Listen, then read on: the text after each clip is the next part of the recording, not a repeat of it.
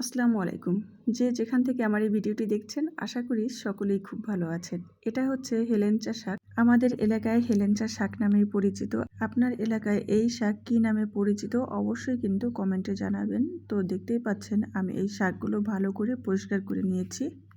এরপর আমি একটা একটা করে গুছিয়ে নিয়েছি। আর এই যে একটা পড়েই গেল, তো যাই হোক শাকগুলো আমি ভালো করে গুছিয়ে নিয়েছি যাতে আমার কুচি করে কাটতে সুবিধা হয়। এরপর আমি নিয়েছি কতগুলো মরিচ, তারপর নিচ্ছি হচ্ছে পেঁয়াজ কুচি, এরপর নিয়ে নেব লবণ। তো এটাকে আমি ভালো করে মাখিয়ে নেব। যারা নিয়মিত এই শাকের ভর্তা খান তারা তো অবশ্যই জানেন যে এই শাকের মজাটা কেমন। যাদের ডায়াবেটিস আছে তারা এই শাক যদি খান তাহলে অনেকটাই উপকার পাবেন।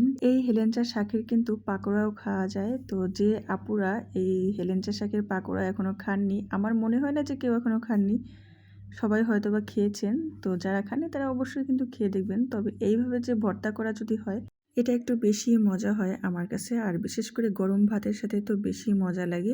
তো অনেক বকবক করে ফেললাম। তো যাই হোক দেখতেই পাচ্ছেন মরিচ পেঁয়াজ আমার ভর্তা মাখানো হয়ে গেছে। এখন এই শাকগুলো নিয়ে আবার একটু মাখিয়ে নিচ্ছি। দেখতে কিন্তু খুবই লোভনীয় লাগছে, খেতেও কিন্তু খুবই অসাধারণ। আপনারা অবশ্যই একবার ট্রাই করে দেখবেন। এই যে দেখতে পাচ্ছেন হয়ে গেছে। তো সবাই ভালো থাকবেন, সুস্থ থাকবেন। আল্লাহ হাফেজ।